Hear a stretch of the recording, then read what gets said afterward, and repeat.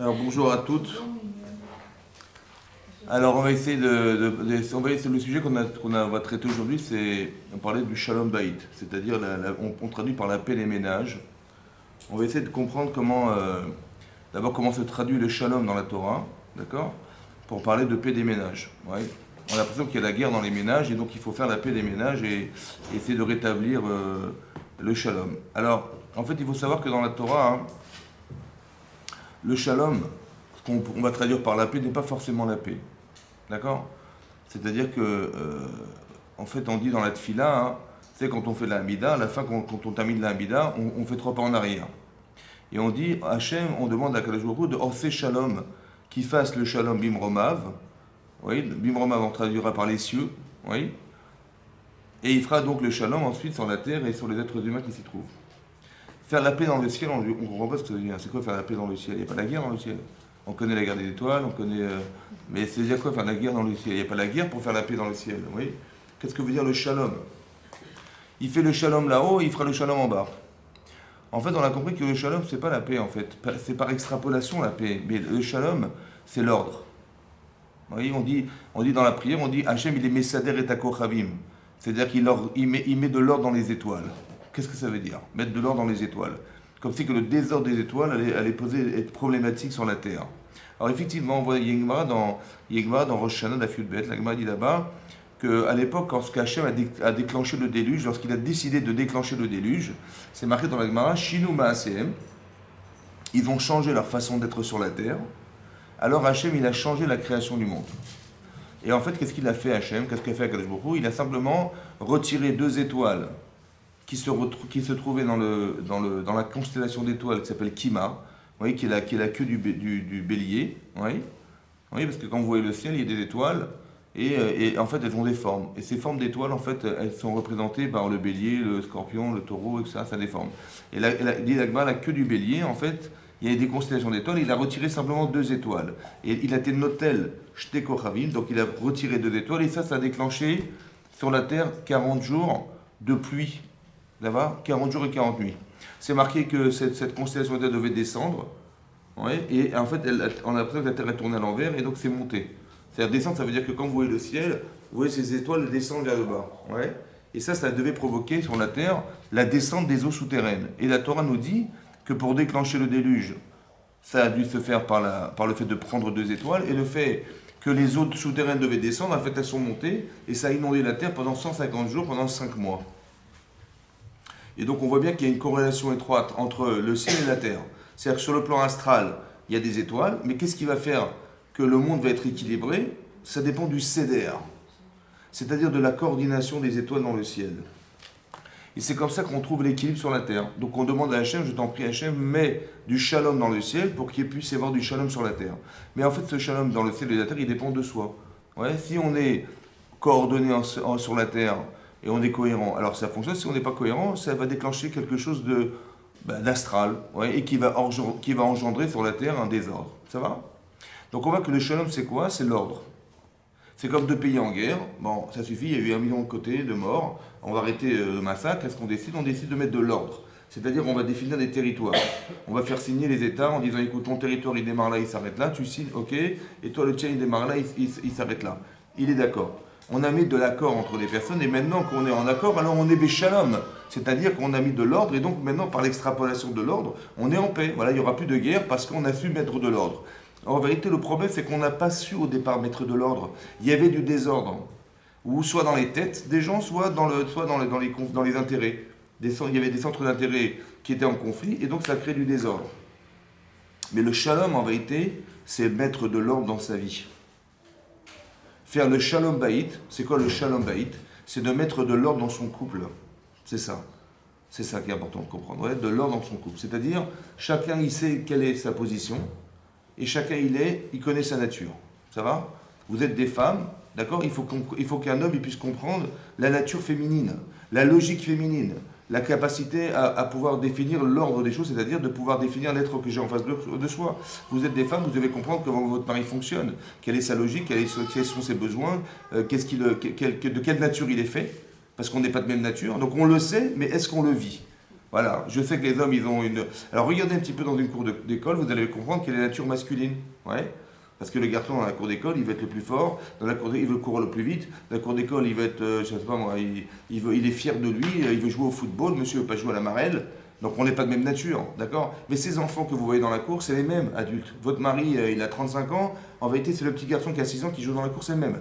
À la différence qu'il a d'autres jeux, il a d'autres envies, il a d'autres besoins, mais c'est le même, d'accord? Donc vous voyez ces enfants, vous comprenez. Donc votre enfant, vous allez quand dans la cour, vous n'allez pas chercher un garçon pour jouer à la marelle, et lui, il va pas jouer au foot avec une fille. D'accord, et le truc, c'est qu'on va se mettre ensemble. Alors, comment on va faire le shalom dans ce qui n'est pas compatible? À l'école, on ne joue pas ensemble. Pourquoi on va jouer ensemble dans la vie? Ça va? Et Hachem fait en sorte que oui, il faut que tu vives avec. Comment tu vas mettre de l'ordre dans un désordre organisé au départ? C'est-à-dire qu'on n'est pas. On est dans un endroit qui est hostile à l'ordre, oui, et on va vouloir qu'on mette de l'ordre dans ce qui n'est pas hostile à l'ordre. C'est-à-dire qu'il n'est pas forcément fait pour vivre ensemble. Alors, c'est intéressant de voir que vous allez comprendre que c'est ça l'enjeu en fait, au départ. L'enjeu c'est d'arriver à être épanoui. L'enjeu c'est d'être heureux. L'enjeu c'est d'être amoureux. L'enjeu c'est de se sentir bien en rentrant à la maison. J'ai ma femme qui m'attend, j'ai mon mari qui m'attend, j'ai bonheur à rentrer chez moi. Et c'est pas forcément quelque chose qui est forcément facile à faire. Ça va? C'est pour ça que c'est important de comprendre à la base. Vous voyez, parce que quand on va se marier ou quand on vit déjà une vie de couple depuis des années, est-ce qu'on n'a pas fait des erreurs? Est-ce qu'on n'a pas forcément mal compris au départ qu'est-ce que c'était que le mariage? Ouais, et c'est ça qui va créer du désordre, malheureusement, qui va risquer de créer du désordre. Et c'est parce qu'il y a une fausse compréhension des choses. Il y a aussi quelque chose qu'il faut savoir, que les gens ne réfléchissent pas forcément, c'est que j'ai vécu une vie de célibataire, que je sois homme ou femme pendant des années, c'est-à-dire que je n'ai jamais partagé, forcément. Ça m'a fait plaisir d'offrir des cadeaux des fois à mes parents, à mes frères et sœurs, c'est vrai, mais bon, partager ma vie avec quelqu'un, ça n'existe pas, ça va? On est au contraire, on vit quelque part, on vit chez nos parents, et on claque des doigts, et les choses elles se font. Ma mère, elle me prépare à manger, je range, j'ai pas besoin de lui expliquer. Mon père, j'ai besoin de sa voiture, je fais comme ça, il me prête sa voiture. On n'est pas dans le partage, on est dans la réception. On est plus capable d'accepter ce qui nous arrive, ou d'exiger que soient les choses. Mais on n'est pas dans la capacité à partager, à réfléchir, tiens, qu'est-ce qu'elle a besoin, qu'est-ce qu'il a besoin, qu'est-ce que je vais faire pour lui ou pour elle. On n'est pas dans cette énergie-là. Mais au contraire, on est en disant, mais ma mère, elle m'a toujours préparé à manger, je ne comprends pas qu'est-ce que tu fais de la journée, ou etc. Vous avez compris, on est plus dans l'attente de quelque chose que dans le partage. Et du jour au lendemain, on se marie. C'est un choc, ça. Non? Hier, tu partages, hier, tu partageais rien du tout, et du jour au lendemain, ta vie, elle change. C'est comme si que demain, vous alliez habiter en Chine. Voilà, vous êtes des Parisiennes, on vous dit, top, tu prends l'avion, tu vas en Chine. Déjà, bon, oui, je ne suis pas chinoise, j'ai pas de mentalité chinoise, je ne connais pas l'endroit, je ne connais rien. Mais il y a du désordre qui va s'organiser, évidemment. Mais c'est ça le mariage, non? Vous parlez avec un Chinois. En fait, oui, il y a un Chinois. Il ne parle pas français, il ne parle pas votre langage, il ne comprend pas ce qui vous êtes. C'est ça qui va se passer. Il va falloir mettre de l'ordre dans un désordre.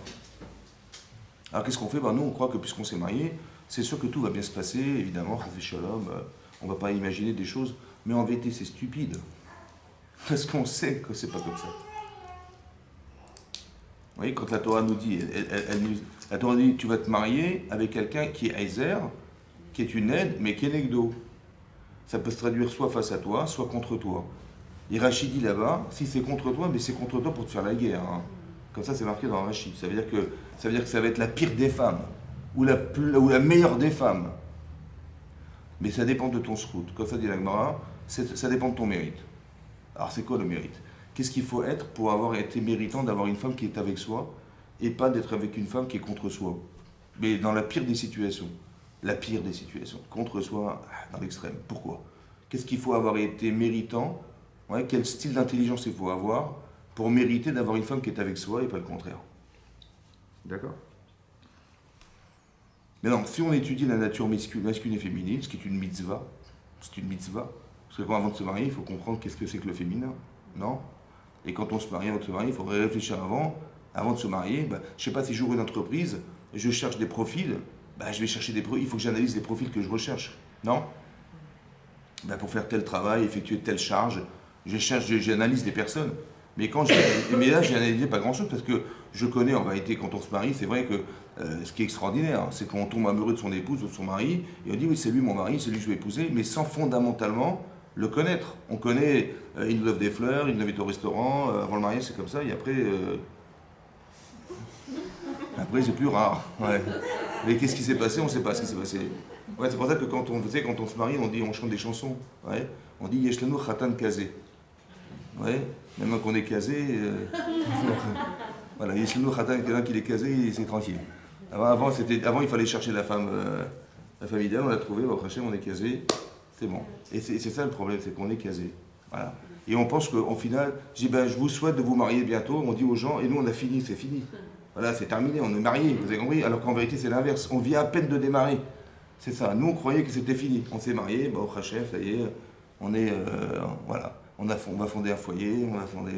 En fait, le problème, c'est ça. Le problème, c'est qu'en fait, on croit qu'on a fini sa vie, en fait, on fait que la démarrer. Sa vraie vie, c'est celle-là. L'autre, c'était l'apprentissage. L'autre, c'était l'école. Maintenant, tu rentres dans le monde professionnel, tu rentres dans le travail, c'est là qu'il va falloir vérifier tes compétences. Mais nous, on croyait que non, on avait fini notre vie, quoi. Alors que c'est exactement l'inverse. C'est là que la vie démarre. C'est pour ça que c'est important de comprendre qu'est-ce que veut dire mettre de l'ordre dans sa vie. À quoi ça sert le mariage? Parce que je vous explique. Et ça, c'est un vrai problème. Quand j'ai faim, je mange. Mais quand j'ai mangé, j'ai plus faim. C'est vrai ou pas? Et quand j'ai soif, je vais chercher une bouteille d'eau au frigidaire. Mais quand j'ai bien bu, j'ai plus soif. Bon, j'avais envie de me marier. Bon. J'avais très envie, j'avais trop d'envie. Maintenant, je me suis marié. Bon, à quoi me sert mon mari maintenant? Hein? Comment? Vous avez peur? Vous avez peur? J'avais envie, et j'ai plus envie. Et après, bon, j'ai quand même envie d'avoir des enfants. Bon, j'ai eu mes enfants. Mais j'ai plus envie. Qu'est-ce que je fais? L'envie est passée. L'envie est passée. Quand vous avez bien mangé, et vous n'avez plus faim, il vous reste un peu de repas dans votre assiette. Qu'est-ce que vous faites avec? Qu'est-ce que vous faites de votre mari? J'ai plus faim. Et le problème, c'est qu'il ne me sert à rien. Parce qu'il me servait à combler mes rêves de femme parce que je voulais me marier. Ça y est, je suis marié. Il m'a servi à avoir des enfants, j'ai eu des enfants. Et il me sert à quoi maintenant? Ma femme, c'est pareil. Oui. Oui. Mais donc, c'est un besoin. J'avais un besoin. Mais le problème, c'est que c'est dangereux parce que quand tu n'as plus besoin, tu n'as plus envie. Qu'est-ce que tu fais? Et le problème, c'est que les gens, ils pensent que, avec tous les Walt Disney qu'on a pu voir dans sa vie, la princesse, le prince charmant et tout ça, c'était ça qu'on a. La princesse, elle cherche son prince charmant. Mais c'est que ça, c'est Walt Disney qui me l'a dit, donc je sais. Et donc c'est ce que je recherche toute ma vie. Mais quand je l'ai trouvé, je dis, je vous souhaite de trouver votre prince charmant, mesdames. Mais moi, je l'ai trouvé, ça y est, voilà, je vous présente, c'est mon mari. Mais le problème, c'est que j'ai plus envie de me marier maintenant. Si c'était un besoin que j'ai comblé, je n'ai plus besoin. Et le problème, c'est que je ne sais pas quoi faire avec. Parce que j'en ai plus besoin. Alors comment ça se passe? Elle dit, oui, mais on va... Alors ça veut dire quoi construire son couple? Ça veut dire quoi? C'est quoi le mariage finalement? Puisque c'est combler des besoins qu'on a déjà solutionnés. Alors à quoi ça sert maintenant? Qu'est-ce qu'on fait avec? Oui, c'est ça la différence. C'est que cette façon de penser, c'est celle du célibataire. J'ai envie de faire des études, je vais demander à mes parents de me payer mes études. J'ai envie de passer mon permis, je vais demander à mon père, tiens, si tu veux bien investir dans mon permis de conduire. J'ai besoin d'une voiture, et je vais dire à papa, si tu veux, ça te dérange pas de prêter ta voiture. J'ai besoin. En fait, je comprends mes besoins. Et j'espère que les gens vont les comprendre et vont les combler. J'espère que ma femme, elle va comprendre que j'ai besoin, et qu'elle va combler mes besoins. Ça, c'était célibataire. C'est fini maintenant. C'est pas comme ça qu'on réfléchit. Dorénavant, tu vas réfléchir autrement. Tu vas dire, je suis marié, je dois partager ma vie avec quelqu'un. Qu'est-ce qu'elle a besoin que je peux lui apporter? Parce que ce qu'elle aura besoin, ça peut rester l'éternité. Ce que j'ai besoin, ça va s'arrêter au moment où j'aurai été comblé. Ça va? Ou qu'est-ce qu'il a besoin, mon mari? Qu'est-ce que je peux lui apporter? Ça va? Et ce que je peux lui apporter, c'est à l'infini ce que je peux lui apporter. Donc je ne veux plus réfléchir dorénavant à qu'est-ce que j'attends des autres, mais qu'est-ce que je peux apporter aux autres. C'est comme si, voilà, vous avez fait des études, vous avez reçu votre diplôme, qu'est-ce que je peux faire dans la société pour que ma vie ait un sens? Qu'est-ce que je peux apporter à la société pour que ma vie ait un sens? Vous avez compris? Voilà. C'est un peu ça le mariage. Qu'est-ce que je peux faire de moi pour permettre à mon mari d'être heureux? Donc mon bonheur va dépendre du sien. Son bonheur, va dépendre du mien. C'est un petit peu une allusion très intéressante vous savez, dans les Sheva Brachot, quand on se marie, on dit des brachot. Oui, il y en a 7. Et parmi ces brachot, c'est marqué là-bas, Samer Tesamach. On demande à Kadosh Baruch Hu de réjouir. Réjouir, tu réjouiras. Re'im Ahavim. Re'im, ça va se traduire, Re'im, Re'oud, c'est l'amitié. Re'im, c'est ses amis là-bas, on va dire le fiancé et la fiancée, donc ils vont se marier, ça ils vont se marier. Re'im Ahavim. Ahavim en hébreu, ça va se traduire par Ahavim. Il y a Ohavim qui veut dire s'aimer et Ahavim qui veut dire être aimé. Des gens aimés.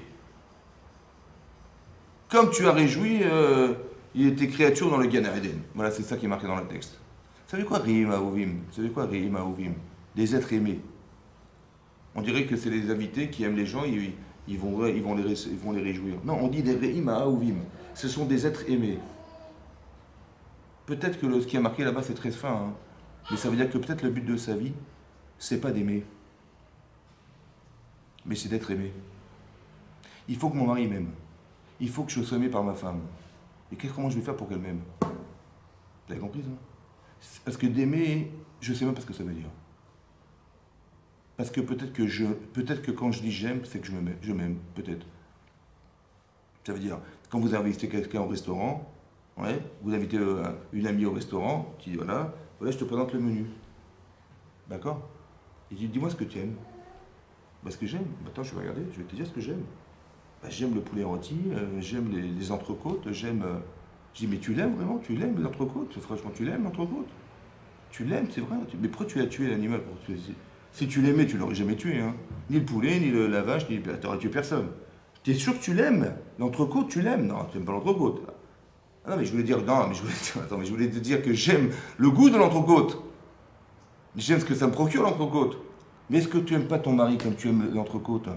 Est-ce que tu n'aimes pas ton mari comme tu aimes ta femme comme tu aimes les entrecôtes? Il faut mettre du sévère là-dedans. Peut-être que tu crois que tu l'aimes, mais tu t'aimes. Peut-être que c'est toi qui. Quand tu as fait plaisir, tu l'aimes. Quand tu as fait pas plaisir, tu l'aimes plus. C'est bizarre, quoi. Quand tu as la grossi, tu l'aimes plus ta femme. Qu'est-ce qui t'arrive? Vous avez compris? Peut-être que je ne sais pas ce que veut dire aimer. Par contre, je sais ce que veut dire être aimé. Parce que si elle me fait la tête, c'est que j'ai un problème. Donc elle m'aime pas, j'ai un problème. Donc il faut que je réfléchisse. Ouais. Je dis pas, voilà, elle râle tout le temps, elle comprend rien. Non, il faut mettre du CDR. Ça veut dire qu'il faut comprendre la nature. D'accord? La nature. Qu'est-ce qui fait qu'une femme, elle va apprécier son mari? Qu'est-ce qui fait qu'un homme, il va être apprécié par sa femme? Mais on n'est pas de même nature, de toute façon. Donc il faut qu'on arrive à comprendre fondamentalement de quoi nous sommes faits pour arriver à comprendre qu'est-ce que je peux lui apporter. Non? Et le contraire aussi est vrai. Ça va? Qu'est-ce qu'il n'aurait pas supporté ou qu'est-ce qu'elle n'aurait pas supporté? Et il y a des choses qu'on ne dit pas à une femme. On ne va pas parler à une femme comme on parlerait à des hommes. Ça va? Il y a une façon de parler à une femme qui n'a rien à voir avec... il y a des gens qui parlent à leur femme comme ils sont en entreprise. Ils disent on fait ça, non, on n'est pas dans ton entreprise, là, on est en couple. D'accord, il y a ce respect-là qui n'a pas été mis. Il n'y a pas de CDR. Ça veut dire qu'il y a un problème de désordre. On croit que la vie en entreprise, c'est une vie de couple. Ouais, on partage des tâches, vous comprenez? Voilà, toi tu fais ça, moi je fais ça, voilà, oui, comme ça va s'équilibrer. Et c'est du CDR, on met de l'ordre. Mais c'est pas une entreprise, un couple, non. T'es pas mon patron, je suis pas ta patronne, c'est pas ça, c'est pas ça. Il y a un partage il y a un vécu qui se vit en couple qui ne se vit pas en entreprise. Ça va? Si quelqu'un travaille mal dans mon entreprise, je vais lui dire, écoute, je suis désolé, je te vire. Mais je vais dire que ça va pas. Ouais. C'est l'inverse. C'est que s'il y a un problème, c'est que c'est peut-être un problème. Ou peut-être qu'il y a un problème, elle a une façon de réfléchir qui n'est pas la bonne. Je vais l'aider. Mais comment je vais faire? Parce que si je lui parle d'une façon où elle ne va pas l'accepter, ou ça va être désobligeant pour elle, j'aurais perdu cette relation avec elle. Mais j'ai pas envie de perdre. Alors comment je vais m'arranger? Vous avez compris? Ou mon mari, c'est pareil. Si je veux garder cette relation avec mon mari, elle était intense. Et si je lui fais une simple petite remarque, ça y est, c'est fini, il va se vexer, il va me dire pour qui tu te prends, il va m'envoyer balader, et c'est pas l'objectif, d'accord? Alors comment je vais faire? Comment je vais faire pour lui dire que des fois je suis malheureuse, ouais, et pour autant faire qu'on va conserver cette relation qui est forte entre nous? Comment je vais faire? Mettre de l'ordre. Vous avez compris ce qui se passe? À part ça, il faut savoir que le couple c'est fondamental. Pourquoi c'est fondamental? Parce que regardez l'intensité du Yetzer Hara qu'il y a dans les couples. Regardez les flots que ça entraîne, Chazé Shalom, des divorces, des machins, c'est effroyable quand même. On s'est aimé, et tout à coup, si vous allez à la choupa de quelqu'un, bon, et vous lui dites, tu aimes ta femme? Il dit, bah, évidemment, c'est la femme de ma vie. Et son mari et sa femme, mais c'est l'homme de ma vie, on va se marier, on est très heureux, bah, au Hachem, sous la roupa. J'ai dit, dis-moi, sincèrement, si ça ne va pas dans 5 ans, dans 10 ans, et elle peut plus vivre avec toi, et elle veut son guet, elle veut divorcer, tu lui donnes le guet ou pas? Il dit, mais Khazéchon, si elle est malheureuse, évidemment, hein, sans hésitation. Et vous voyez, 5-6 ans plus tard, le type, il dit, mais quelle crève, je lui donne pas son guet. Je dis, non. Mais qu'est-ce qui s'est passé? J'ai pas compris, qu'est-ce qui s'est passé? Vous avez compris? Mais tu m'as dit sur la roupa, tu m'as signé, et là, tout à coup, tu as changé. Vous avez compris? Le Yetzara, il se mêle. Il y a du Yetzara, c'est très fort, très fort.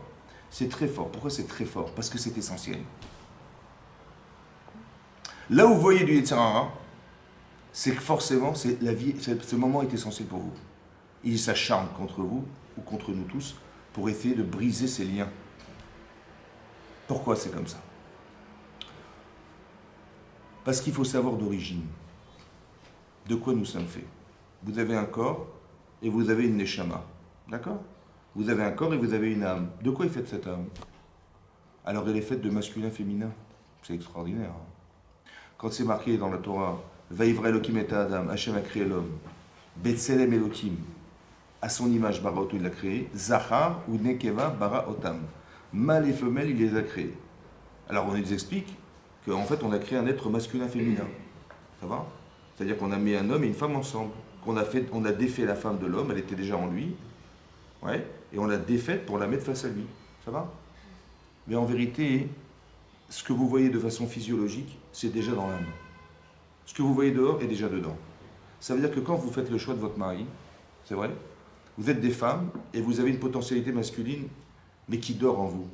Et quand vous dites, mais c'est lui mon mari, mais d'où tu sais que c'est lui? Il y a des millions d'hommes. Tu dis, non mais c'est lui, c'est sûr que c'est lui, mais d'où tu sais? Je sais pas. En fait, vous avez choisi l'homme qui est en vous. Ça va? Cette masculinité, ce côté masculin, il est en vous en fait. Il est à construire. Hein. On doit devenir des êtres masculins féminins. Ça veut dire que vous êtes féminine, vous devez comprendre l'apport du masculin dans votre vie qui va faire de vous cette neshama masculine-féminine. En fait, votre neshama masculine, ouais, autant que féminine, le mari c'est pareil, en fait, c'est sa femme en face de lui qui est son féminin. En fait, il faudrait qu'à la fin de sa vie, on puisse partir en sachant qu'on a construit notre masculin-féminin. Mais c'est l'essentiel de nos vies, ça. C'est ça. Parce qu'on est parti avec et on doit retourner avec. Qu'est-ce qui s'est passé, dit l'Agmara dans Nida? Ouais. Que 40 jours avant la conception d'un garçon, dit l'Agmara, on dit Bat Ploni, la fille d'un tel, tu vois, cette famille là-bas, c'est sa femme. Mais en vérité, on était attachés. On nous a détachés. Cet enfant, il va naître, ça va, mais il faut qu'il retrouve son âme sœur. C'est-à-dire la femme qui était la sienne, sa neshama féminine, il va le retrouver le jour de son mariage. Et lorsqu'il l'a retrouvé, il n'est que dans la potentialité de reconstruire ce qu'il a un jour été détaché. Ça veut dire que c'était potentiel, ça doit devenir du réel. Donc les émotions qu'on va créer entre nous, les choses qui nous séparent, il faut qu'on s'en débarrasse, parce que cette neshama, elle doit être masculine-féminine. C'est ça de mettre de l'ordre. Et le Yetzirah, il ne veut surtout pas que ça se fasse. Donc il va mettre entre nous des choses. Il va mettre des conflits, il va dire comment on te parle, et comment et si tu et je t'ai demandé de me suivre, et tu m'as pas. Je t'ai demandé de faire les courses avec, tu m'as dit non. Tu dis bah si tu viens pas, c'est que tu m'aimes pas. Tu vois, on fait tout de suite des raccourcis. Ah, peut-être que de nature, il n'a rien à faire dans un magasin, lui. Ouais, parce que Sephora, ça ne l'intéresse pas. Ça va? Lui, il voudrait aller voir un match de foot du PSG. Donc il dit, mais s'il m'a dit non, c'est qu'il m'aime pas. On fait des amalgames, il n'y a pas de CDR. C'est pas réglé. Pourquoi c'est pas réglé? Parce qu'on n'a pas mis de l'ordre au départ. Mais à qui tu parles? Tu parles à un homme, tu parles pas à une femme. Si tu demandais à une femme de t'accompagner dans un magasin de parfumerie, elle irait avec volonté. Mais ton mari, c'est pas ça. Et tu vas lui demander des choses et il veut pas. Et tu dis non, il veut pas. Peut-être parce qu'on n'a pas compris en face de soi qu'on a quelqu'un, en fait, qui n'est pas de nature à accepter mes sensibilités, mes besoins. Vous avez compris? Il faudrait que je lui donne envie de m'accompagner. Je lui donne envie de partager ma vie avec. Vous avez compris? On lui tend une perche, il ne comprend pas. Une femme, elle ne va pas dire ce qu'elle pense. Il faut que le type, il comprenne les sous-entendus de sous-entendus. Mais c'est la partie féminine c'est la partie féminine. Donc, il dit, mais c'est pas ce que tu m'as dit. C'est un petit peu comme c'est marqué dans la Torah, dans la partie de cette semaine, ouais, lorsque Sarah, elle va dire à Abraham, elle va se rendre compte que Yitzhak, il tourne mal. Yitzhak, il tourne mal, ouais. Et Yitzhak est l'aîné d'Abraham Avinu, et Yitzhak est déjà né. Non, pardon, j'ai dit une bêtise. Ishmaël tourne mal, pardon. Et Yitzhak est déjà né, et elle a très peur pour l'influence qu'elle va avoir Ishmaël sur son enfant. Va terrer, elle a vu. En fait, qu'est-ce qu'elle a vu? Dit Rachel, elle n'a rien vu du tout. Elle a senti. Ça va? C'est pour ça que Rachel nous dit qu'en fin de compte, la façon dont a dû réagir Abraham est révélateur que Sarah, pardon, elle avait plus de niveau de prophétie, ça veut dire qu'elle sentait des choses, elle avait une intuition féminine beaucoup plus forte que son mari. Et quand elle lui dit à son mari, écoute, Garesh et Amazon, il faut que tu te sépares de cette femme, de cette servante, parce que je ne veux pas que mon fils il hérite de Ishmaël. Voilà ce qu'elle lui dit à son mari. Et là, c'est marqué dans la Torah que ça a déplu énormément Abraham Avinu. Il dit, mais quand tu oses parler de mon fils comme ça va pas ou quoi? Et qu'est-ce que lui répond Hachem? Écoute la voix de ta femme. Elle a raison. Ça veut dire qu'Abraham, il n'a pas compris sa femme. Et Hachem lui dit, n'écoute pas ce qu'elle t'a dit. Écoute ce qu'elle a voulu te dire. Tu as compris ce qu'elle a dit? Ben, j'ai très bien compris, il m'a dit, sépare-toi d'elle. Mais je dis, mais elle dit n'importe quoi. Qui c'est qui a introduit cette femme dans mon couple? C'est toi, ma chérie. Et tu me demandes maintenant de me séparer d'elle, on dirait que tu es jalouse. C'est comme ça qu'il va l'interpréter, lui. Donc il ne comprend pas ce qu'elle dit. Disons qu'il va l'interpréter comme un homme aurait réagi. Alors qu'est-ce que c'est ça qu'elle a voulu dire, elle? Pas du tout. Elle a voulu dire, écoute, c'est dangereux. Regarde, Ishmael tourne mal. Israël c'est ton enfant, n'est-ce pas? Tu assumes. Mais non, c'est ce qu'elle a pensé, elle. Quand son mari refuse, qu'est-ce qu'elle a cru, elle? Mon mari, il est fou.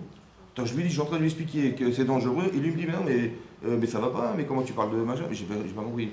On ne se comprend pas. En fait, c'est pas qu'on se comprend pas. C'est qu'elle, elle a vu des choses que lui n'a pas vues, mais elle est sûre qu'il a vu. Et lui, il comprend pas parce qu'il n'a rien vu. Et il dit, ma femme, elle est jalouse, ma femme, elle est... En fait, ce problème, c'est qu'on crée des conflits, alors que de nature, on n'a pas compris qu'on est déjà différents. Elle sent ta femme des choses que tu sentiras jamais de ta vie. Alors au lieu de dire, mais tu dis n'importe quoi, dis, j'ai pas compris. Explique-moi ce que tu voulais dire. Et là, elle va s'expliquer. Le problème, c'est que les femmes, elles ressentent des choses sans être capables de les exprimer. Alors le mari ne comprend rien. Il dit, mais je comprends rien, de quoi tu parles? C'est pour ça qu'Hachem a dû intervenir et dire à Abraham, écoute la voix de ta femme, écoute ce qu'elle a voulu te dire, ça va? Elle a voulu te dire ça, ah d'accord, j'ai pas compris, excuse-moi, d'accord. Vous avez compris, mettre de l'ordre, c'est ça. Il y a du Yetzirah dans l'histoire, parce qu'on va tomber dans des amalgames, vous voyez, où on pense que, mon mari, tu te rends compte, il m'a dit, il s'est mis en colère, parce que je lui ai demandé de se séparer d'Agar. Ben, je lui ai dit, ben, c'est normal. Ben, en fait, c'était pas ça ma logique, c'est pas ça que je voulais te dire. Je voulais te dire comme ça. En fait, Ishmael, il tourne mal. Bon, c'est dangereux pour Yitzhak? Il va dire, bien sûr. Maintenant, est-ce que tu penses qu'on va garder Yitzhak à la maison? On va garder Yitzhak en présence de Ishmael? C'est pas possible. Mais non, donc s'il faut se séparer d'Ishmael? Mais est-ce qu'on peut se séparer d'Ishmael sans se séparer de sa mère? Ben non. Donc on va être obligé de se séparer de sa mère. C'est ce qu'elle voulait dire. Mais elle a fait un raccourci en disant, mais il faut la divorcer tout de suite. Vous avez compris le problème? Mais il n'a rien compris, lui. Il dit, mais qu'est-ce qu'elle me raconte? Il dit n'importe quoi. Mais si elle avait dit à son mari, écoute, il y a un problème. Quoi? Bah, regarde, Ishmael tourne mal. Ah bon, comment ça? Ben voilà, tu vois bien. Ah, d'accord. Oui, donc, et comment on fait? Alors, il faut bien qu'on s'en sépare. On ne veut pas que notre enfant il soit influencé par Ishmael. Donc, il va falloir s'en séparer. Oui, mais est-ce qu'on peut se séparer de lui sans séparer de sa femme? Ben non. Alors, qu'est-ce qu'on fait? Ben ouais, c'est vrai, t'as raison, comment je vais faire? Surtout qu'Avraham Avinu, c'est un bal chesed. Hein. Ça veut dire qu'il donnerait sa vie, lui. Il ne va jamais créer une souffrance dans sa vie quelque part. Et là, il est contraint de se séparer d'elle, tout en sachant que c'est une séparation qui est douloureuse pour lui. Mais il va accepter, dans l'intérêt de son enfant. Vous avez compris ce que je veux dire? Il y a un dialogue qui est un dialogue de sourds. Mais parce que lié de Sarah Ismaël. Vous avez compris ça? C'est-à-dire, je vais raisonner comme un homme et je ne vais pas comprendre ma femme. Elle va raisonner comme une femme, elle ne va pas comprendre son mari. Comment il a réagi comme ça? Mais je ne comprends pas ce qu'il a... Il n'a pas compris c'est très grave là ce qui se passe. Et lui, il n'a pas compris ce qui se passait parce qu'il n'a rien vu. Mais si j'avais su que ma femme, elle voit des choses que je ne vois pas, et si j'avais su que mon mari, il voit des choses, il ne voit pas les choses que je vois, il ne ressent pas les choses que je ressens. Parce qu'une femme est émotionnelle. Elle ressent des choses sans l'expliquer. Si je savais, est-ce qu'on aurait été en conflit? Non. Vous avez compris ça? Mettre de l'ordre, c'est comprendre déjà depuis longtemps la nature. Et la nature est différente. Et cette nature différente, elle a des conséquences évidentes. Ça va? Quand c'est marqué dans la paracha qu'on a lu la semaine dernière, ouais, Sarah, elle entend, parmi les 3 hommes qui étaient présents, il y a un homme qui dit, qui était un malach. Et tu sais quoi, l'année prochaine, ta femme, elle aura un bébé, à la même période qu'aujourd'hui. Bon, elle est en train d'écouter ça derrière la porte, et elle rigole Bekirba. Bekirba, ça veut dire, est-ce qu'elle a exprimé quelque chose? Non. Elle a dit, mais c'est ridicule. Elle a rigolé. Bon. À la suite de ça, qu'est-ce que fait Hachem? Ben, il va voir Abraham, elle a dit, mais comment je vais avoir des enfants? Mais Adonis Zaken. Adonis, ça veut dire mon maître. Elle parlait de son mari comme son maître. Ouais, son seigneur. Il est vieux. comment mon mari il est vieux, comment on aura des enfants? C'est pas possible, c'est pas plausible. Et elle rigole, d'accord? Hachem, il intervient, il dit à Abraham, mais tu sais, la femme, elle a rigolé. Ah bon? Et elle a dit qu'elle était vieille. Elle a pas dit il n'a pas dit à sa femme, elle n'a pas dit à Abraham, tu sais ce qu'elle a dit? Elle a dit que tu étais vieux. Non, il a dit, Ani Zakanti, elle a dit, je suis trop vieille, comment je vais avoir des enfants? Elle a rigolé. Mais non, pourquoi Hachem il se mêle de ça? Je veux dire, elle n'a rien exprimé, elle était derrière une porte, il ne s'est rien passé, ça va? Et Hachem, il vient, il s'investit dans leur couple, il a dit, tu sais, ta femme, elle a rigolé, tu vois? Je dis, mais c'est vrai, c'est pas grave, quel est le problème? Je veux dire, qu'est-ce qu'il a fait Hachem de mettre des problèmes dans leur couple? Personne n'a rien su, elle a rigolé, d'accord? Elle n'a rien exprimé, elle était à la porte, Bekirba est mort, elle a senti dans son cœur, elle a rigolé en étant dans ça, elle a rigolé. Et lui, et Hachem, il dit non, non, elle a rigolé, tu sais elle a dit qu'elle était vieille. Qu'est-ce qu'il a besoin d'intervenir Hachem? Et puis c'est parce qu'elle a dit. Elle n'a jamais dit qu'elle était vieille, elle a dit mon mari est vieux. Pourquoi Hachem il a changé? Ça va? En fait, c'est comme ça. Pourquoi Hachem intervient? Parce que c'est grave. Si Sarai n'est pas capable de conceptualiser l'idée qu'elle tombera enceinte, parce qu'elle en rigole, elle tombera jamais enceinte. Parce que c'est un problème de conception. Alors Hachem, il va dire à Abraham, écoute, elle a rigolé. Ça veut dire qu'elle n'y croit pas. Si elle n'y croit pas, je ne pourrai jamais faire qu'elle tombe enceinte, c'est pas possible. Alors on va mettre de l'ordre. Mais quel ordre? Alors tu sais ce qu'elle a dit? Elle a dit qu'elle était trop vieille. Parce que si Hachem il avait dit à Abraham Avinu, tu sais ce qu'elle a dit ta femme? Ouais, elle a rigolé, mais elle a dit que tu étais trop vieux. Bon, il va y aller ou pas? Non, il aura du mal. Alors pour ne pas qu'il y ait du Yetzirah qui va se vexer, Abraham Avinu, on a dit de lui qu'il était trop vieux, ouais. Donc c'est de ta faute, Kilou, c'est toi qui as un problème, moi j'ai pas de problème, hein, mais c'est toi. Comme ça il pourrait le traduire lui. Alors Hachem il dit bon, il va garder sa fierté d'homme, et je vais lui dire qu'elle a dit à sa femme qu'elle était trop vieille. Vous avez compris ce qu'il a fait à Kadosh Baruch Hu? Il a mis de l'ordre. Il a arrangé les choses sans que pour autant, ça c'est pas un mensonge. Ça. Et je vous dis pourquoi c'est pas un mensonge.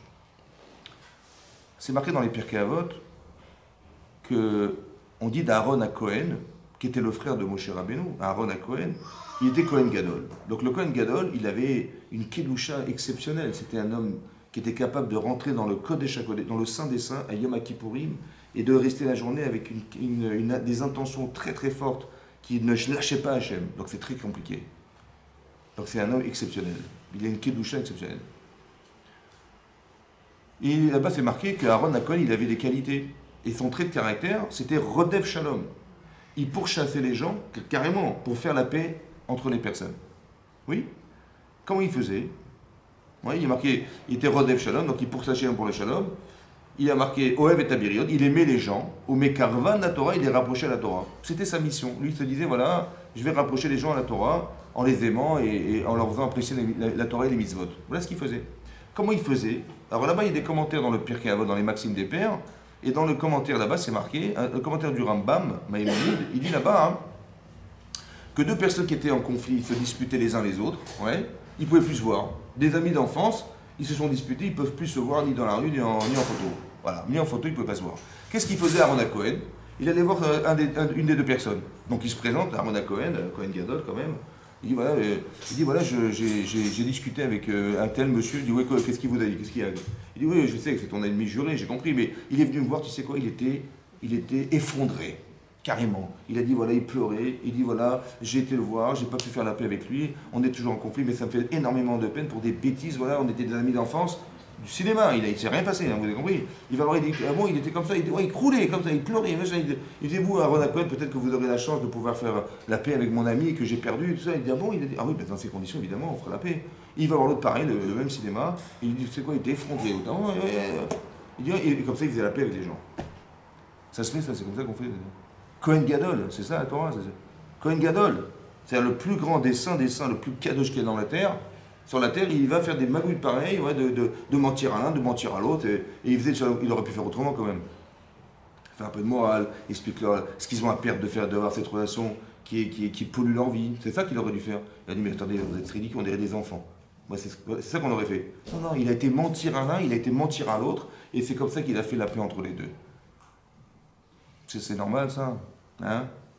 Le plus grand rave de... Alors comme ça, il explique comme ça, écoutez bien. Quand il y a conflit. On n'a pas le droit de mentir. Non mais je vais vous expliquer pourquoi c'est moutard. Est-ce qu'on a le droit de manger du cochon pour faire les misotes? Non, mais on n'a pas le droit de mentir non plus, donc c'est interdit. Est-ce que la fin justifie les moyens?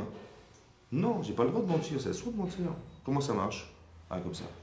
Quand il y a conflit, je vous ai expliqué, il y a eu tromperie. On nous a trompés. En vérité, quand Abraham il réagit mal, il a été trompé par son Yetzirah. Il n'a pas compris sa femme. Quand elle a dit, mais qu'est-ce qu'il raconte mon mari? Mais je lui explique, je suis en train de lui dire que c'est dangereux pour Yitzhak et il s'énerve. En fait, elle n'a pas compris non plus son mari. Il y a du Yetzirah. On voudrait nous faire croire. Ça va? On a été trompé ou pas? Il a été trompé, Abraham? Bien sûr. Elle a été trompée. Quand on s'est disputé, on n'a pas été trompé, on est des amis d'enfance. Pour des bêtises, on s'est mis en conflit. C'est pas des bêtises, ça? On a été trompé ou pas? Vous savez ce que fait Aaron à Cohen? Il va tromper le Yetzirah de l'homme. Tu vois en face de toi un type qui s'est trompé, et ben tu vas le tromper pour le récupérer. Tu vas pas mentir à la personne, tu mens au Yetzirah de la personne. Il dit, mais tu sais, en vérité pourquoi? Parce que j'ai bien analysé. Je me suis dit, si je le raconte à ce monsieur-là, que l'autre il est effondré, il s'écrase, il est prêt à faire n'importe quoi pour retrouver la... Il dit, il s'écrase, super. En fait, c'est pourquoi je me suis énervé. Parce qu'il s'est pris pour qui? Comment il m'a parlé, quand même, hein, je peux plus le voir. Ça va? Il m'a fait un truc, moi, il m'a pas respecté, je peux plus le voir. Mais par contre, s'il se met à plein ventre, il m'embrasse les pieds, j'accepterai. Et ben c'est ce que je vais lui dire. En fait, je vais répondre à son Yetzirah. Vous avez compris ce qu'il fait Aaron Cohen? C'est une chorma extraordinaire. Et il fait le shalom en se débarrassant de ce qui nous sépare. Mais ça, il faut comprendre ça. Que jusque-là, on est prêt à faire le shalom. Vous avez compris ce que je veux dire? Parce qu'en fait, ce qui nous trompe, il faut savoir qu'on a été trompé quelque part. On a mal compris, ou bien on a gardé, ou on a des traits de caractère qui ne sont pas adaptés, ouais, ou on est trop fier, ou bien je ne sais pas quoi. En fait, on est soit trompé par soi-même, parce qu'on a des sales caractères, soit on est trompé parce que l'autre, il est bête ou elle est bête, ouais, ou elle n'a pas compris, ou alors elle n'a pas su s'adapter, ou elle n'a pas compris ce que je voulais dire, ou il n'a pas compris ce que je voulais dire. C'est dommage.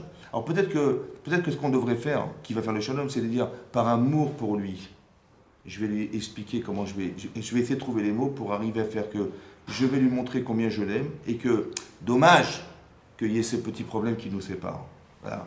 J'aurais tellement aimé, tu vois, parce que lui, il ne sait pas que c'est important pour moi, mais c'est très important pour moi. Et pareil, un homme, il a dit, j'aime ma femme, mais c'est dommage qu'il y ait ce petit souci-là qui nous sépare et qui fait de... En vérité, comme si que de mettre de l'ordre dans sa vie de couple, c'est de comprendre. Et c'est ça le problème des gens. Les gens, qu'est-ce que font les gens? Ils viennent voir des rabbinim en disant, écoutez, ma femme, c'est une catastrophe. Elle fait ça, elle fait pas ça, et comme ça, je ne peux plus marier, je ne peux plus revenir avec elle, j'en peux plus.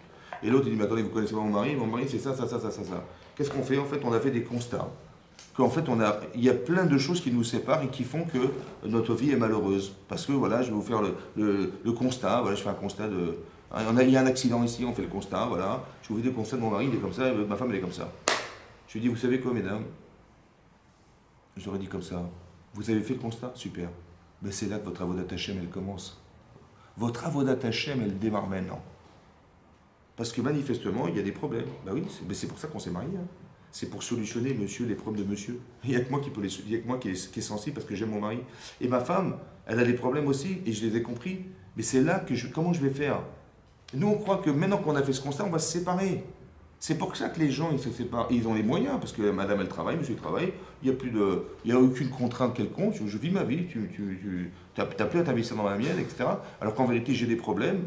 Et que la seule personne au monde qui pouvait essayer de m'aider à les solutionner, c'est mon mari. Autant que moi, en tant que femme, j'avais cette capacité, en tant que femme, de pouvoir lui expliquer ce que lui ne sait pas.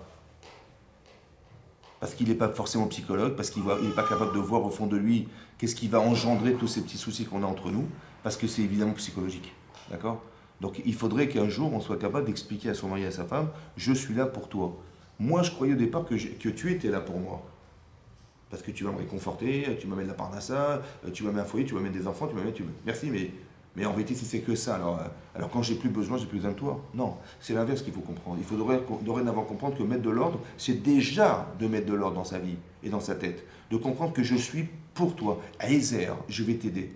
Tu n'es pas dans la Torah suffisamment, je vais t'aider à l'aimer la Torah. Mes enfants, ils ont des trucs, par amour pour eux, je vais le faire. Et quand on fait par amour, alors c'est différent, parce que quand on fait par amour ou par respect, ou parce que je suis ta femme, etc., et je veux que tu sois fier de moi, il y a un rapport qui n'a pas de limite. Vous avez compris? Ce rapport relationnel entre mari et femme, il n'a plus de limite, parce que c'est comme si vous alliez, chas v'shalom, ne pas respecter vos parents. C'est pas possible. Parce que je dois honorer mes parents. Donc je vais essayer de m'arranger, je ne vais pas leur parler comme je vais parler à des gens que je ne côtoie pas. Et le problème, c'est que c'est l'inverse. Plus on est familier et plus on se permet de.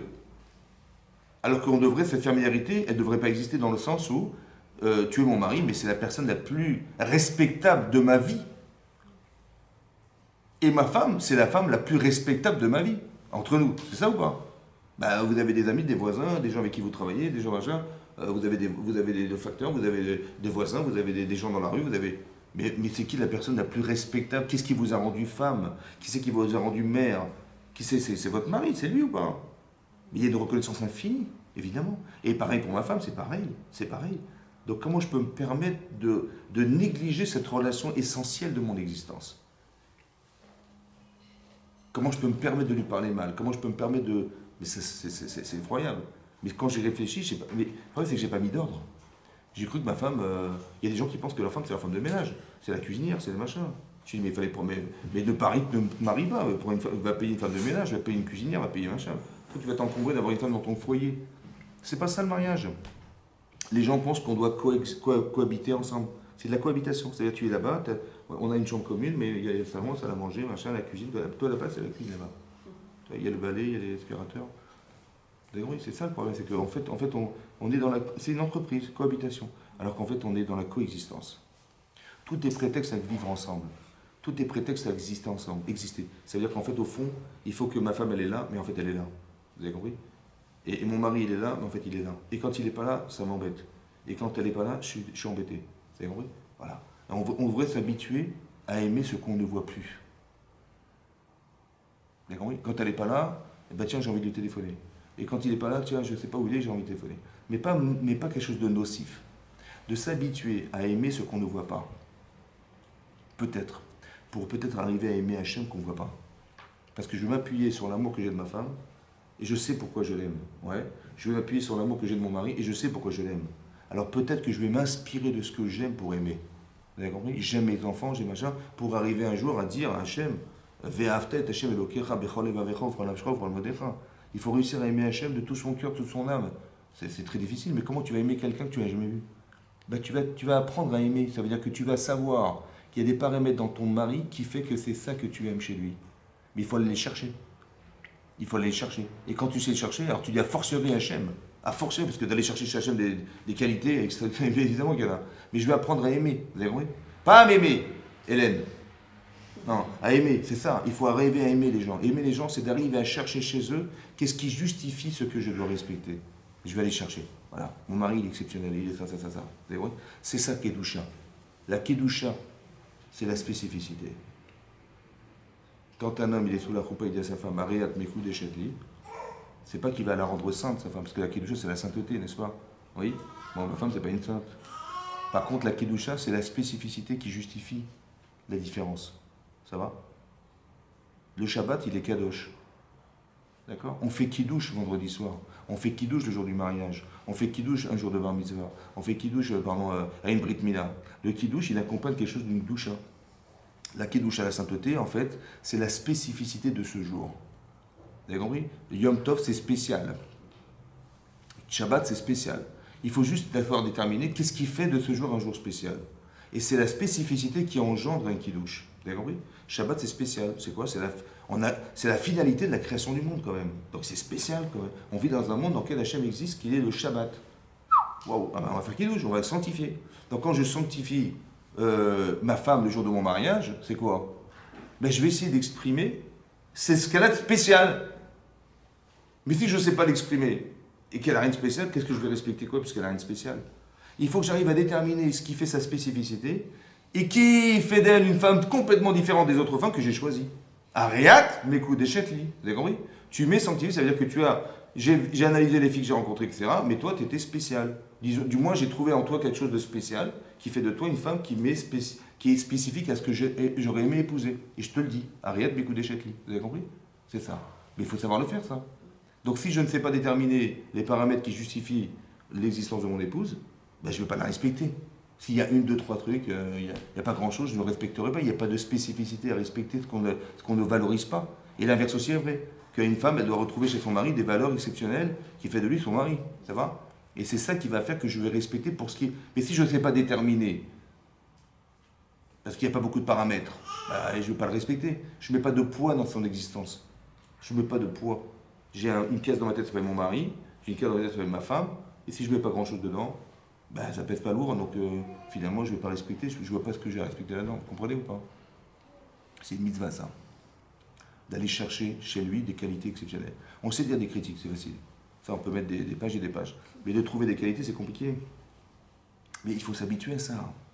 Il faut s'habituer à juger les gens de façon favorable, de voir qu'est-ce qui va faire que... Vous savez, parce que c'est ça qui va consolider les liens. C'est ça. C'est parce que je respecte que je parle différemment. C'est parce que je respecte que j'entretiens une relation saine avec mon mari ou mon épouse. C'est comme ça. Et dès qu'il y a quelque chose qui va créer, qui va nous risquer de nous séparer, oh là là, comment je vais lui dire, comment je vais faire, etc. C'est très important parce que je respecte. Mes grands-parents, je les respecte. Donc je fais très attention comment je leur parle, pour ne pas les vexer, pour garder cet amour que je leur donne en permanence. Ça, on sait le faire avec les grands-parents. C'est vrai ou pas? Mais on ne sait pas forcément faire avec son mari ou sa femme. C'est ça qui est dangereux. Parce qu'on croit que c'est un acquis, on croit que c'est un dû. Vous avez compris? Mais non, c'est ça. Il faut créer cette relation, Bézat Hachem. Vous voyez, que c'est ça qui va consolider nos êtres. Il faut savoir mettre du shalom, de l'ordre. L'ordre est fondamental. L'ordre, c'est le plaisir de l'ordre. Quand vous rentrez dans une maison et que tout est sans dessus-dessous, ça ne donne pas envie d'habiter là. Il y a le plaisir de l'ordre. Il y a le côté pratique de l'ordre. Si vous avez des dossiers, vous avez reçu des factures de gaz et d'électricité, si vous mélangez tout, on vous dit tiens, la facture de 2018, tu sais où elle est? Il faut tout enlever pour tout aller trouver. Non, mets des dossiers, ordonne, 2017, 2018, 2019, 2020. Tu sais que c'est 2018, c'est les factures d'électricité, c'est pas les factures de gaz. Et tu sais exactement, c'est ordonné. Ça veut dire que tu sais où se trouvent les choses. Ça va? C'est le côté pratique de l'ordre. Mais il y a aussi la logique de l'ordre. La logique de l'ordre. C'est-à-dire que on n'a pas forcément compris parce qu'on n'a pas su mettre dans l'ordre. Par exemple, quand on était à l'école, vous vous rappelez, à l'école, ouais, on distribuait des petites images. Et on les avait toutes mélangées, mais c'est une petite histoire. Il faut être capable de mettre dans l'ordre les images pour retrouver l'histoire. Alors, est-ce que tu vas mettre la personne qui rentre chez elle à la fin, au début? Comment tu t'arranges? Mets dans l'ordre, ça va? Et donc, tu vas voir qu'il y a une logique. Oui? Mais le problème, c'est que, est-ce qu'on est logique? Au début, quand on parle de Shalom Bayit, est-ce qu'on est logique? Et ce problème de logique, c'est de comprendre, ouais, parce qu'il y a une logique masculine, une logique féminine, c'est pas la même. Ouais, avec les enfants, c'est encore une autre logique. Oui? Et donc, est-ce qu'on est logique en fonction de la personne à qui je parle? Est-ce que je suis logique dans la façon dont j'ai de comprendre ce qui m'arrive? Et cette logique, c'est mettre de l'ordre dans les images. Tu dis, ben, elle a dit ça, elle fait ça, mais tu as mis dans le bon ordre. Et souvent, c'est pas dans le bon ordre. C'est pour ça qu'on n'a pas compris. C'est pour ça qu'on va risquer de se disputer. Et on va se disputer sur des choses qui en vérité n'ont rien à voir. Donc il faut d'abord avoir de la patience. Il faut avoir de la logique. Ça va? Il faut respecter. Ce sont des valeurs fondamentales. Il faut respecter les gens. Il faut savoir discuter avec les gens. Il ne faut pas retenir des choses en nous qui nous font mal. Ouais, il y a des femmes qui vont garder en elles des choses qui font mal. Ouais, et je dis, mais pourquoi vous ne dites pas à votre mari ce qui ne va pas? Il dit, parce que quand je lui dis, il va s'énerver. Et quand il s'énerve, bon, c'est bon, j'arrête, bon, je ne vais pas m'énerver. J'ai compris, mais si tu vas souffrir, pourquoi? C'est vrai, non? Tu lui dis, écoute mon chéri, tu peux crier toute la journée, pas de problème, juste que tu me donnes un rendez-vous, quand est-ce que je peux te parler? Parce que moi je suis patient, il n'y a pas de problème, quand tu veux. Tu as compris ce qui se passe? Et les gens, ils encaissent, ils tombent malades. Parce qu'ils encaissent. Ils encaissent, ils explosent, c'est normal. Tu dis, qu'est-ce qui t'arrive? Tu t'énerves? Mais dis-moi ce que... Mais le problème, c'est qu'on n'ose pas dire. Ou bien, on pense que le Shalom Bayit, c'est d'encaisser. Vous avez compris? On va faire la paix, donc je lui dis, c'est pas grave, je le prends sur moi. Et je prends une fois, 2 fois, 100 fois, à la fin j'explose, c'est normal. Mais c'est normal, il faut pas encaisser, il faut avoir... Parce que il faut que ça change. Bon, pour que ça change, il faut qu'on s'exprime. Mais lui va s'arranger, ou elle va s'arranger pour ne pas qu'on s'exprime. Parce qu'on est dérangé quand on entend quelque chose qui nous remet en cause. C'est vrai? Alors je lui dis, écoute, ton amour-propre, tu mets de côté, mais il faut que tu acceptes, parce que c'est ça qui va te rendre meilleur. Quand je t'aurais dit ce qui ne va pas chez toi, au lieu de te cacher d'être, tu dis il y a des taches sur ta chemise, tu dis maintenant il n'y a pas de taches. Il y a des taches, d'accord? Mais ouais, tu vois, tant que ça sent pas mauvais, ça va. Mais à un moment donné, ça sent mauvais, tu vois bien. C'est nauséabond, on ne peut pas vivre ensemble, c'est nauséabond. Il faut bien que tu te changes, tu t'habilles, je sais pas, tu te laves, non? Ben, il faut que tu laves tes saletés, il faut que ça s'en aille. À un moment donné, il faut que ça soit logique, vous avez compris? Une chemise sale, on la met à la machine à laver. Donc quand ma vie, si ma chemise qui est sale, je la lave, alors ma tête qui est sale, c'est sûr que je vais la laver. Ça va, c'est logique. Donc les gens, ils sont. Et c'est cette logique-là qu'on n'a pas forcément. Parce que quand tu parles de moi, ah ça va pas. Tu me parles de mes vêtements, il n'y a pas de problème. Hein. Mais quand tu parles de moi, ça va pas. Mais c'est pire si je parle pas de toi. Parce que ta chemise, c'est pas grave, mais si on la jette, c'est pas grave. Mais toi, je peux pas te jeter. Donc je suis obligé de te nettoyer. Ça va. Donc si je peux t'aider à être meilleur, écoute ce que je te dis. Ça va. Le problème, c'est que dès qu'on parle de défauts, ça dérange. Et quand ça dérange, on se brusque. Et quand on est brusqué, on est frustré, alors on en va balader. Mais c'est pas grave d'être capable de savoir qu'il y a une logique. La logique, c'est comme les vêtements. Tu es toujours mieux quand c'est propre que quand c'est sale. Donc il vaut mieux que tu te nettoies, c'est bien, oui. Mais c'est pareil, c'est pareil. Il faut qu'on soit dans cette perspective de logique de savoir que c'est toujours mieux de se débarrasser de ce qui dérange.